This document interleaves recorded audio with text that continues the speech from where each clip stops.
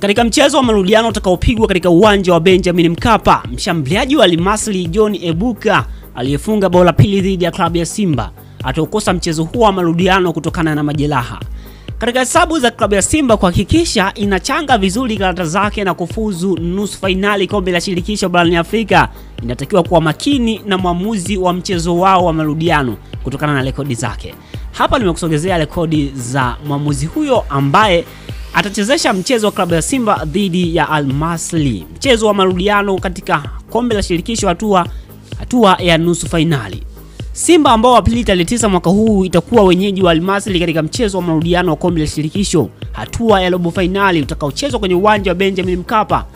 Inahitaji ushindi wa tofauti ya mabao matatu ili kufuzu kufuatia kufungwa goli 2-0 ugenini. Sasa katika kuamua hatima yao, shirikisho la soka barani Afrika limempanga mwamuzi Dindo Luiz Hernande, raia wa Benin, kuchezesha mechi hiyo. Mwamuzi huyo aliyezaliwa Agosti 25 mwaka 1985 akiwa na umri wa miaka 39.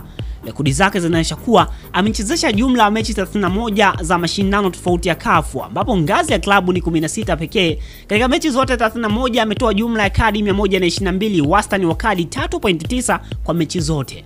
Kati ya hizo 119 za njano na 3 nyekundu. Pia mwamuzi huyo katika mechi 31 ametoa penalti 10. Mara ya mwisho mwamuzi huyo kuchezesha mechi iliyohusisha timu ya Tanzania na ya Misri ilikuwa Machi mosi mwaka 2024 katika mchezo wa mwisho wa kundi D kwenye ligi ya mabingwa Afrika, ambapo Al Ahly ikiwa nyumbani ilifunga Yanga bao 1-0.